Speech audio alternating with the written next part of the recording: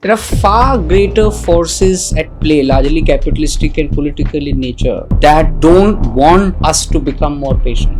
It's a radical thought what you just shared, and not many people like to hear that, especially people who are designing this whole maze where it is designed for common men to get lost. You have coached a lot of CEOs whom I know personally as well, and I absolutely admired the way you have helped reprogram their brains. You've coached to young people. What is that one common gap that they all have, and why do you think that is?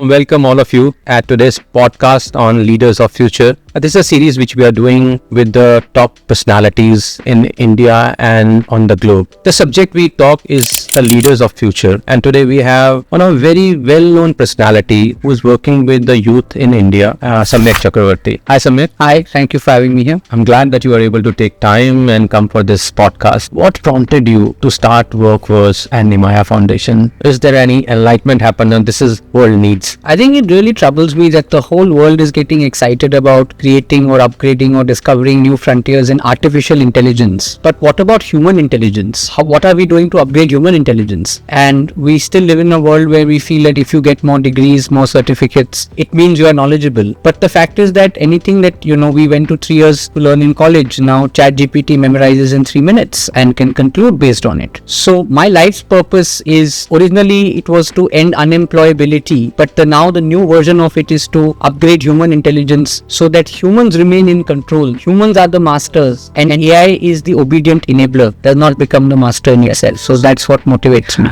So this is one curiosity. The AI has come now, but you have envisioned this thing or you envisaged this thing quite long back. What prompted you before the AI kicked in that, this is what humans are lacking? Can I give you a candid answer? So I started my first company at the age of, first enterprise at the age of 16, which was MUNs. And barring a few people that helped me build it, I was surrounded by a lot of young interns. And when you are young, you get very angry because you are smarter, you want to do things, you want to get things done, and you have these interns who are not able to configure what to tell a sponsor. How do you solve a problem when suddenly a chief guest is coming 30 minutes late? And I used to get very angry. And then I built my second company, which was a youth marketing and communications company. And I saw that same repeat, that I have these, young interns, and suddenly I expect them to be as competent and as visionary as I am. And once the anger subsided, became more mindful, I realized that, it's not their fault, because the education system that they graduate from is just teaching you A leads to B leads to C. It's never prepared your mind for what happens when B comes before A, which is uncertainty. So that's when I realized that what young people really need, especially today, is the ability to think, solve and communicate in uncertainty, which is what has led to professional success of anybody in the world if you actually see. So that was the initial spark, but I have been a very avid reader since I'm 5 or 6 years old, and I have been reading about artificial intelligence coming,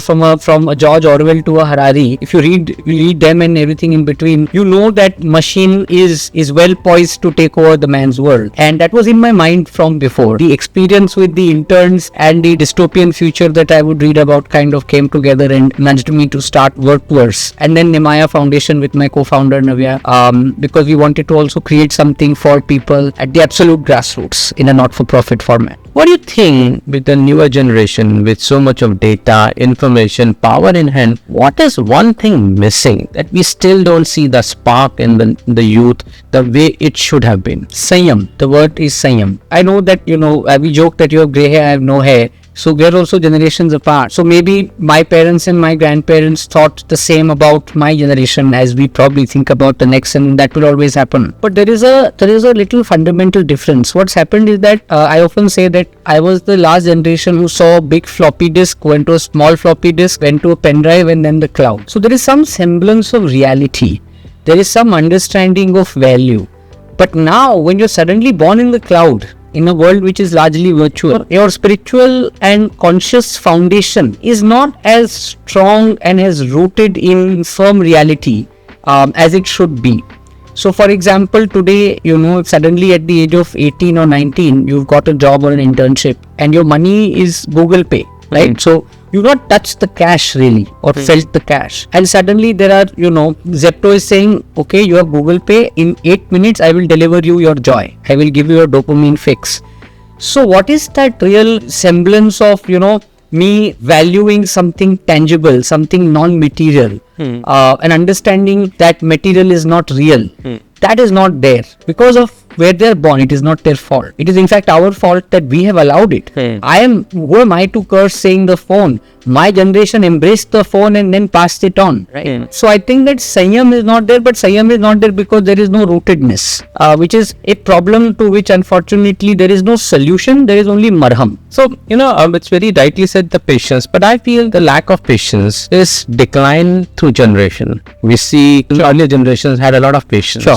They can go for long walks. Yeah. They can sit in ease, can watch the sea for hours. Yeah. We can have a longer movies of 3 hours, three and a half an hour. Yeah. Now we come to 2 hour movie. Now 10 minute and then OTT, and now about 1 minute of reel. So you see the Sanyam is actually declining, what you said. Yeah. And I don't know where it is heading to. I mean, you read a lot more spirituality than I do, and I've read the entire Bhagavad Gita, and we can conclude that this is Kali Yuga and this has been foretold. And I don't think that just because it is reducing every generation, we must accept it as a norm.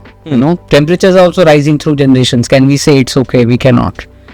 It is just a state of things. Yes, you're right. There's nothing can be done about it. I mean, we're talking now, just imagine the dystopian future when you're a baby and a chip will be put into your brain because Neuralink will be a reality very soon. Then in time itself will dissolve because you can immerse yourself in the content, you can immerse yourself in any reality that you want. So when time dissolves, patience itself will not be a thing. So do you think that are we reaching break point where we will left with no option but to adopt to the old style of thinking wherever existence is more present rather than dystopian or in a manner which is on a cloud, which is we can't see, touch, feel? Isn't that we are reaching to a one threshold point where there's something dramatically will shift and we really have to connect with ourselves rather than connecting with dystopian realities? There are far greater forces at play, largely capitalistic and political in nature, that don't want us to become more patient, that don't want us to become more critical in thought. Because when you are more patient, when you are more critical in thought, you are putting check to unchecked advent of capitalism. For example, I openly say, was there a need for 10-minute delivery? No. Life went on perfectly fine, right? But now you don't want these large service providers don't want your Gen Z 19-year-old, 20-year-old to sit back and think, oh, do I really need that ice cream? Do I really need that cake? No, you want them to think quickly, react quickly, gobble up. So as much as we would like, and it's not the cynical me, it is the realistic me saying that it's far more profitable, because who can bring change? Those who have power. But it is far more profitable for those in power for patients to completely come to almost zero. And that's the way we are going to go. Wonderful. I think it's a great thought. I mean, it's a dangerous thought. Yes, but I think after the Industrial Revolution, the consumerism definitely grew to a very different extent. Earlier, we were not that consumeristic about the objects. We were not object driven. We were driven by knowledge, power was one of the things. But now possessing a lot of objects has become like a norm for us, that we need multiple objects, use and throw in a manner which was like in 70s use and throw came in. But now today the object is more consumption game. I will kind of say something very abstract because you are someone who would understand this more than many people I know. There is a fine line in everything. And we as humans have, if you go to the root, where does consumption come from? We like to, whatever our innate programming is by the creator, we always want to move forward, which is a great thing. We always want to discover, we want to create. So that's that curiosity which converted a Flintstone into fire. But that fire also led to a nuclear bomb. Now that's where we crossed the line, right? So consumption is good. It creates, joy. Even if you went for a holiday, it's consumption, but you went with your family, it's joy. You want to eat something good, it's joy. And joy is not wrong. But when joy becomes poison, that's when you've crossed the line. So, for example, the creation of the computer was a great invention. We needed a computer. But the moment you made the computers so potent that it will become smarter than its creators. That's when we have crossed the line. And that's the problem. I think what you said, it has a very important message, Samyak. Rumi said that, there's nothing called poison. Anything which we consume more than our need becomes poison. Be it love is also sometimes poison. Excessive love can convert into poison. I think we somehow, the newer generation has that intellect which is given to us, because everything is coming in a fast forward. So do the intellect is also coming to them. If these new generation have to become the leaders of the future, what are the traits you think is missing, and what are the traits you think are present that can be cultivated? So look, every generation there will be leaders of that generation for that generation, right? I'm going to say something very controversial, but I don't care. I hope you don't. I think that the biggest problem currently, let's look at business leaders for a second. We come to politics in a bit. VCs, I'm sorry to use, but it's cocaine capital, where you are giving unchecked money to 21, 22-year-olds who may be more brilliant than you and I put together, who may be more intelligent you and I put together. Most certainly they are. But what are they doing? They're creating monstrosities that are affecting human health, that are affecting human attention spans. Because if you see the kind of innovations that are being created are actually more destructive than creative or constructive. If you look at the Tata, right? They have created things that till today live on and are at the core of creating employment, creating healthcare infrastructure for our country. But today, if you see the new generation leaders, the kind of businesses they are creating.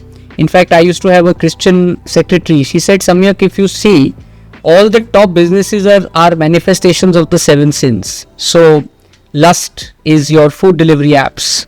Your lethargy, which is also one of the sins, is essentially your Netflix or Amazon saying, or these quick delivery apps saying, you don't need to work. Everything will just come to you. And that's the problem. So I think what the current generation leaders need is, or the next generation leaders need, is a sense of a deeper moral architecture, a sense of magnanimity towards society, and restraint.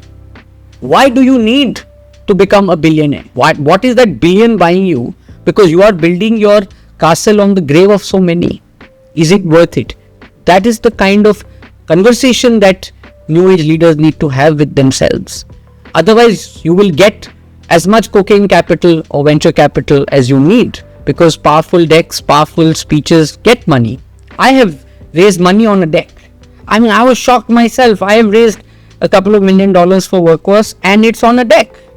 Right? Now, yes, I am taking the higher ground because my company is truly upskilling people. It is teaching them soft skills like critical thinking, problem solving, emotional intelligence, which are so important to survive and thrive in this world. So yes, I am taking the higher ground very unapologetically. But if you are going to raise money that's going to stuff sugar in people's mouths, I'm sorry. That's not called being human. I think it's a radical thought what you just shared, and not many people like to hear that, especially people who are designing this whole maze where it is designed for common men to get lost. Now, we understand this. You understand this at this point where you can see world from your vantage point, where you see that you have done that. What about the new generation, which is just entering into it, and when you're going to tell them that this is how the world is designed, their brain is not ready to listen to it. But that's not their fault, right? Even when I was young, my mom and my grandmom would tell me, don't watch TV so much. Start with that basic, right? And I would say, what's wrong in watching TV? They're stupid. They don't know. And then when the phone came, and I made my money, my first 10,000 rupees when I was 16. So the first thing I did is I bought a small phone. And my grandmother is like, what the hell is this? You don't need a phone at your age. Then I bought a laptop for myself, and then my mother said, what is the need? You have a computer at home, why do you need a laptop? So these conversations happen in every generation, every subsequent generation. Like I said again, the problem is that the current generation is coming in a more confusing world, and that confusion further amplified by not just social media. Also, see, what has social media done? It has amplified selfishness. We all are selfish beings. You are also selfish, I am also selfish. But the social media or this new age of VC funded capitalism or data-driven capitalism amplifies selfishness. Now, so that means that somebody who's being born into this world is born in a world that is controlled, influenced by millions of selfish people who have millions of influencers, who can have millions of influencers now, because it is so easy to influence, because it's kind of like, cyclical, where you entered a world which is weakening you, and because it is weakening you, you are easy to be influenced, so you are being influenced. So it's a very toxic cycle. Let me give you a quick, fun example. So back in the 60s or 70s, when the black man in America sold marijuana, he was called a drug dealer. He was put into jail. Black kids who smoked because they had nothing else to do were called all kinds of things. But suddenly a white capitalist realized that, we can make money off weed. Then they all realized that, give people weed to smoke, give people access to buy their munchies to be delivered within 10 minutes, and give them Netflix to watch. They are going to keep quiet, right? And if you go 20 years into the future, there will be universal basic income, because there won't be enough jobs for everyone. So people are getting money in their hand. You need to numb them down, right? So kids are being born in this reality now. How can you blame them for whatever that they are like? The solution is not in the hands of this generation. Like always, it is in our hands. Can we balance the bullshit? That's our job. World is remain a big supermarket. Yeah. Okay. It is our choice that what we pick from that supermarket. Yeah. Okay. There's a supermarket. But is it really our choice now? Yeah, That's the problem. See, the free will is always a subject of discussion with all the generations. Do we really have a free will? Okay. Or we've been guided or misguided in a certain manner by people who we would like to follow. Or herd mentality, which we also follow. Sure. Now, not everybody will become a Buddha, will have an awakening, and will walk away from also. That then we need another version of Buddha then. Yeah. So we need, as what you created a workforce. I created Mindful Science Center. You're doing emotion intelligence. I'm using mindfulness, neuroscience, and emotion intelligence by creating a level of awareness where you can break this fog. Okay, the smoke shield which has been created in front of us, and see the real world and see the real you. Can I ask you a question? So on Saturday, Saturday 7 p.m. is Mindfulness Summit. But at that same 7 p.m. there is a Lollapalooza type festival at Mahalakshmi Racecourse. Where will majority go? Yeah, definitely. Right? There is a beautiful joke. A man died. He did very good karma. He was assigned Swarga, the heaven. He was walking to the stairs of heaven. He was handed over his room key in the morning, 4 o'clock. There was mantras and everything was going around. By the evening, he was coming back to his room. He saw just outside the fence, there was the party going around. Yeah. Everybody was dancing. Everybody was joyful. And this guy thought, and asked this guy to the guide, what's that place? He said, sir, this is Naraka, the hell. He said, the hell look like this? What am I doing in heaven? Okay. So he said, you have a choice. You were given a choice to live in a heaven and live in a hell. So he says, I think I need to rethink about my choices. For the advantage of our viewers today, it's not wrong to party. I party. I love my drink. It's not that I don't order food online. You do too. It's about with what level of awareness and self-control and your understanding of its impact on. The important thing, therefore, I said it is our duty to leave seeds of awareness amongst the subsequent generation, and then see what grows from those seeds. And then you have to leave it to the whatever is ordained by the Creator. I also believe there is a intelligent design. I don't believe in the standard idea of God, but there is an intelligent design at play, and the design is far more powerful than any individual choice. And if anything is happening in this entire world, I wouldn't say it is willed by it, but it is definitely being allowed by it. So what we can do is sow seeds of awareness. That party, you be in that Narglok, but be there for 30 minutes and come back to Swarg. And then go again when you get bored of Swarg. Because yes, even if I am meditating 24 hours a day, half an hour to I want to go and have a beer with my friend, and that's allowed. In you live in the matrix, right? You've not exited it. Yeah. So you must enjoy the fruits of the matrix until that fruit becomes poison. Is the main thing. So if you are a Leo and I present you, you are a Leo. Like the matrix you talk about. Leo. I thought Neo. Neo. Yeah. So you are a Neo, and you are presented with red and blue pill. Yeah. Which pill will you choose? If you given me a choice, means I will not choose. I will want a pink pill. Just because you have said red and blue, I'll be like, I want pink, but that's my innate nature. But I won't answer that question because I've tried to answer that many times for myself, and there is no answer that comes from within. But I'll tell you why. Look, we don't really know if there is a matrix. We don't really know anything other than whatever belief systems that we may have developed through time, through influence, and we have a right to that. What I would do is, I would say, what is the role that I want to play in this reality? Let's assume it's a fictitious, it's simulated reality, it's a figment of the creator's imagination, blah blah blah, you'll never know. But what you can know is the role you want to play in this drama, the experience that you want to create for yourself in this drama. And I'm not even saying social work, I'm not even saying do things for society, be absolutely selfish. But can you be selfish with complete awareness, acceptance, and can your selfishness not be the cause of somebody else's demise? That is all. I think that is the pill. It's the awareness pill, whatever color that may be. So if you think that you're creating a verse, which you'd say work verse. You created a sort of, your name, it says that you have created a different universe. What do you think the two major things today the youth or the new generation need to work in that new verse? Like I said, I keep saying it again, just your head on your shoulder. Your natural intelligence is the greatest qualification to thrive and survive alongside artificial intelligence. World Economic Forum says critical thinking, problem solving, emotional intelligence. I'm saying, what is all this? This is just basically you be you. Act in awareness, act with full consciousness, apply your intelligence, apply your common sense. It's not wrong to use ChatGPT. But if you ask it a question, firstly your intelligence will reflect on how you frame that question, because that will impact the answer.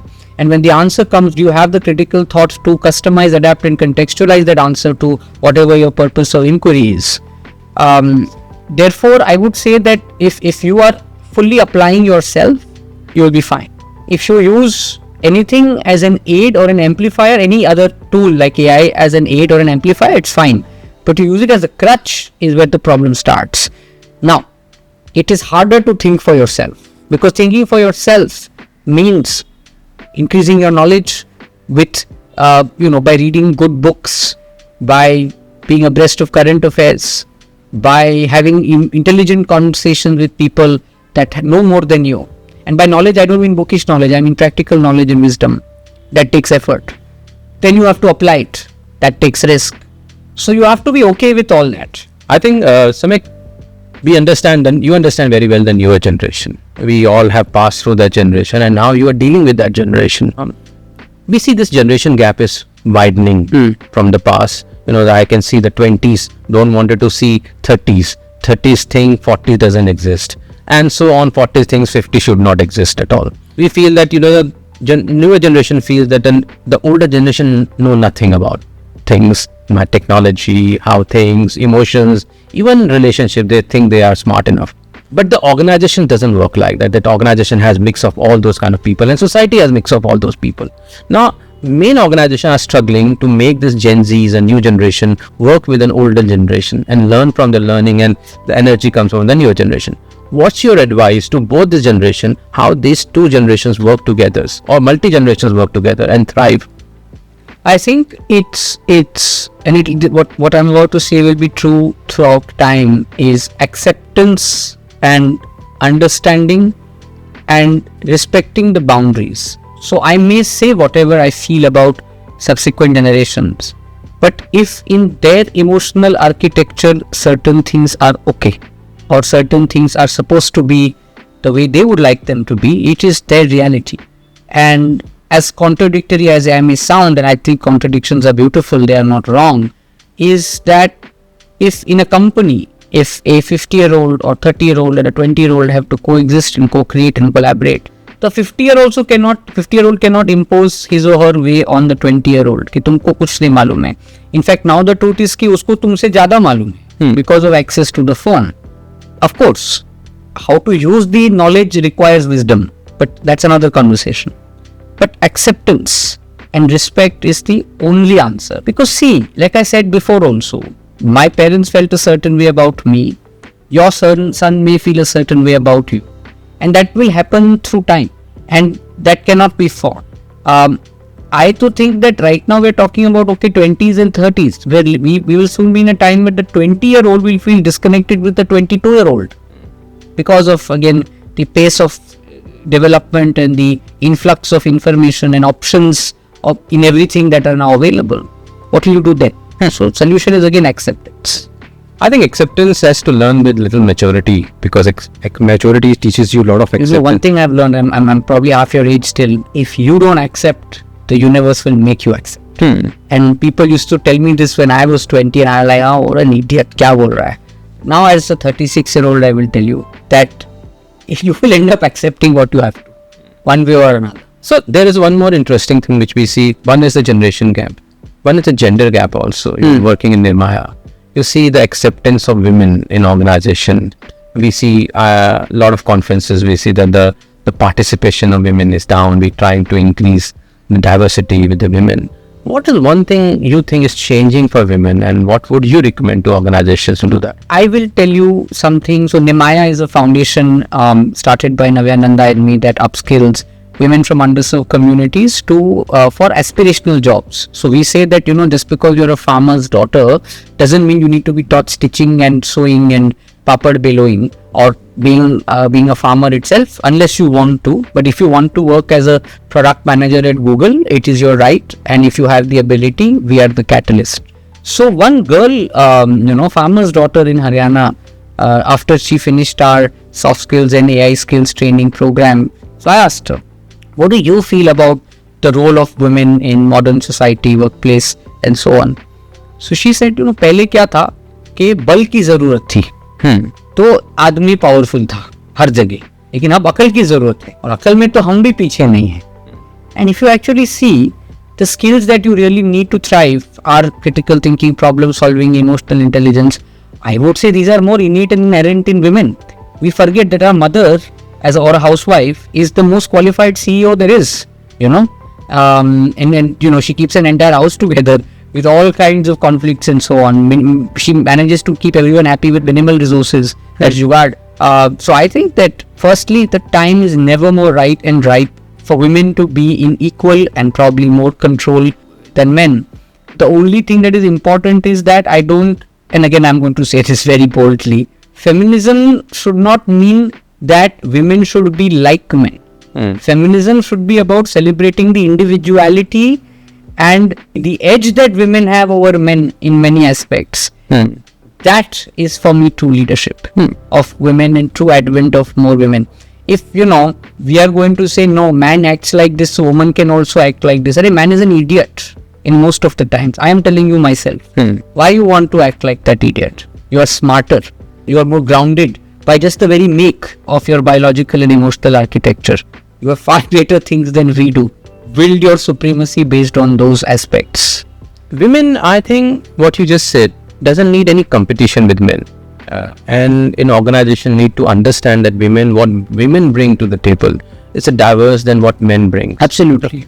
And I think that understanding comes with mindfulness, that each gender understand what they bring as an organization. Because, if all colors are black and gray, the world will look very bland. Yeah. It's a grayscale because we bring different colors to the universe, and that's why our universe is so colorful. Interesting thing too, because we talk a lot past and future. Now, if given an opportunity that you have been given a machine which time travels, and you have a first thing to do to go in your past and do something, what would you like to do, or you want to change in your past? I wish I didn't go to school, because I think that, so by the way, I was suspended from my school for writing a love letter. And I was like, actually that should have been celebrated because it was a great letter. I made my friend read it and he's like, bro, you write really well. It was a 16-page letter. Wow. And my school suspended me. Nobody else had a problem. The school had a problem.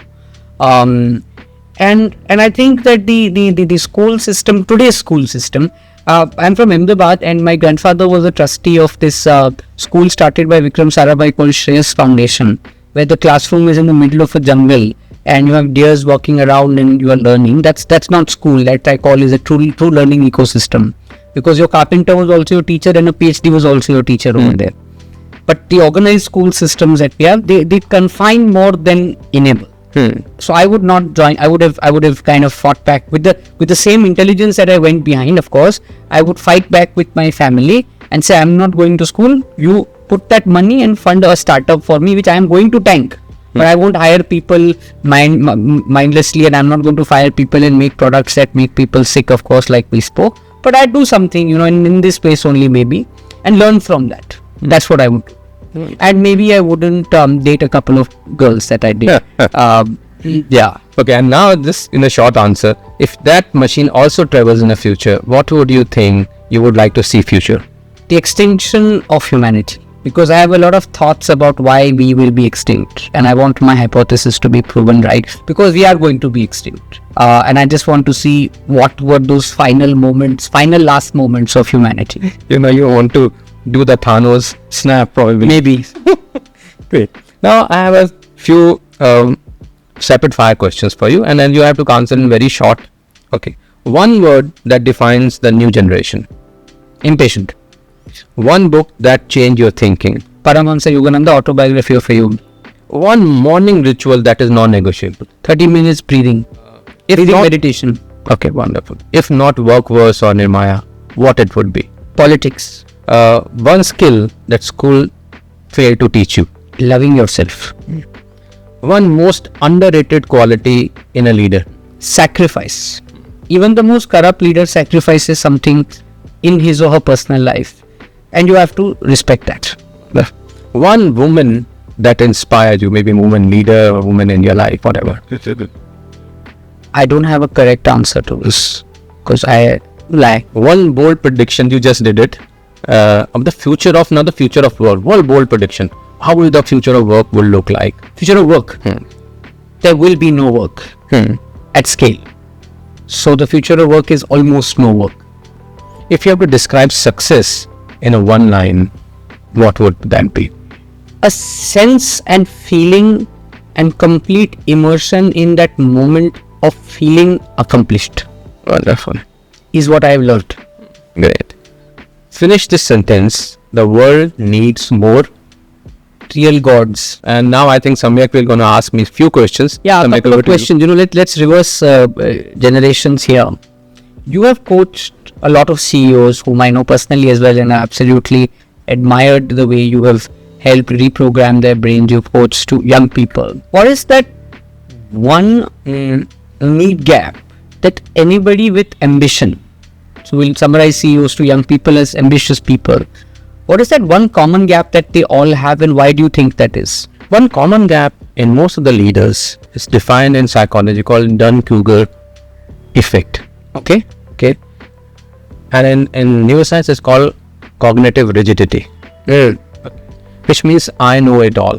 The moment this thing ticks in, I know it all, that stops the learning process and curiosity in any individual and leader. So what has happened when the leader reaches to the leadership position, higher position, he sees things from a very different point of view. But today the leaders are required more presence. Then the generation is not looking to them for knowledge. Knowledge is already abundantly available. They're looking for them for their presence. Okay, you felt that the good leader is present, and you ask relevant questions. So the ability to learn and to be open, I think this is one thing which is missing in most of the leaders. And those are the leaders who are successful, are more curious, more ready to learn, and those are the successful leaders. So I would say know it all should actually removed from their dictionary. So I met this one CEO who said that empathy and mindfulness in its absolute sense are beautiful, but in its functional sense are a form of weakness. Because how can you, for example, be empathetic to an employee who is not been performing, not been putting himself fully into their work, and yes, but they're a breadwinner, they lead a difficult life. How can you be empathetic towards him or her? And that in 2000 if you're running a large company. So do you think somewhere empathy and being mindful can mean a little compromise or sacrifice about how far you can go? I think this is a very commonly asked question. Yeah. Dalai Lama said, His Holiness, that having a compassionate heart in difficult world is a strength, not a weakness. Okay. Imagine that you are trying to teach fish and judging a fish by her skill of climbing a tree. Would you extend hate to that fish or empathy to that? No, then I'll fire the fish. Okay, so you will put the fish into a pond or a water where she can do better. That's not my job. That's the fish's job. Would the CEO would think like that? Yeah, most of CEO will, because what is time that we think that this person should work as per the environment I am created. Okay, we are not creating a psychological safe environment for people to thrive. We are creating environment or a universe which we think is right. Now, if I'm a monkey, I will not create a pond. I will create trees, but that not everything will be grown on the trees. So we are hiring all kind of people. So when I'm empathetic, I give you one example. One organization came to me and they're saying they are hiring people, but the people leave very quickly their organization. Okay.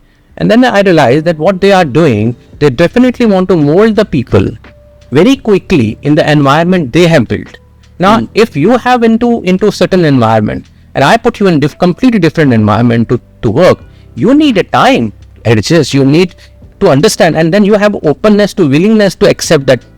But if you are rigid as an organization and you are not accepting them, will the employee accept you? So the reason being, when you are empathetic towards an employee, empathetic toward the team, and you are more mindful about their struggle, you create that environment which is more conducive for them to perform.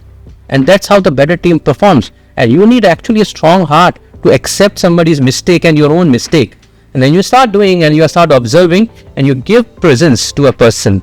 Sometimes you don't need to give solution to everyone. Your presence, your acceptance, and you're letting go and understand person that what person is doing right or wrong, and helping him to grow will make the things very different. It's last two questions from me, but now you've kind of coached a spectrum of people like we discussed. If you had to coach now a 21-year-old unicorn founder, whoever it may be, but the person is working 18 hours a day, is making his teams work 18 hours a day, is building products that are great for business but bad for health of consumers, but he's hired you as his coach for some reason. How would you coach him? Okay, so one very important aspect of I've coached many of such people. Yeah, I know. I'm still coaching. I have coached one of a food startup unicorn. He's one of the biggest unicorn today. When he came to me in 2018 or 2016, he has almost lost everything. Bank was on his back. He's lost everything, and then we started working. And today, that's one of the most well-known unicorn in food industry. Now, one thing is very important. We don't know we are working towards. That is my purpose, because the moment you reach there, you realize this was not my purpose. Purpose is the keyword. Yes. If you connect them with their purpose, then they start realizing that what they are doing right or wrong. Because in Horizon, we are not seeing purpose. We are chasing the short-term goals. But when we make a big purpose and then, cut the mountain into small pieces and start seeing win with every threshold we reach, then you see the things very differently. Yeah. Continuing this as my final question, what would you tell a 21-year-old about the importance of patience?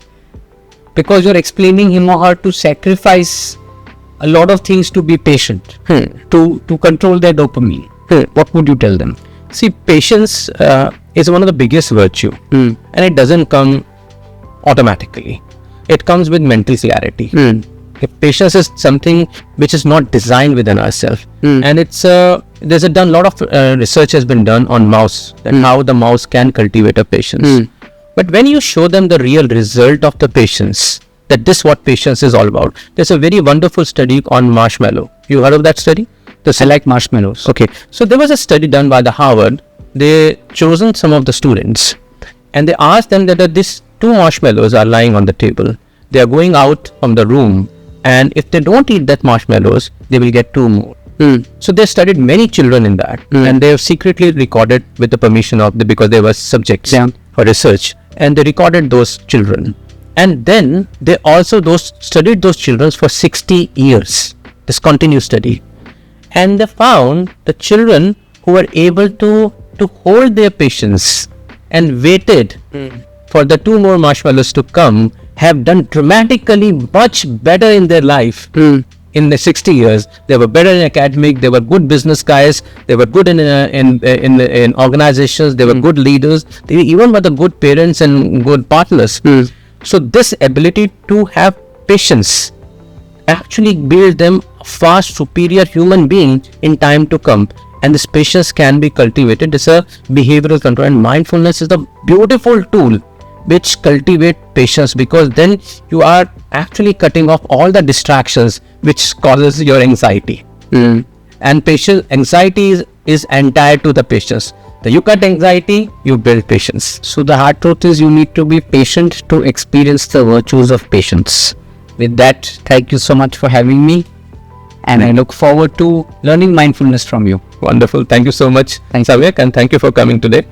So the world is actually getting more anxious, more anxiety, and here we are, the leaders who are telling what are the real virtues. You may not like it, that patience, acceptance, empathy, compassion, mindfulness, but I think these are the tools which gonna take you far and far. So rather than believing in your short-term satisfaction, look for long-term joys in life. I think that is the tool and mantra to look forward towards a fruitful life and the future of leader. Thank you so much for today's podcast, and we'll see you again with our next episode.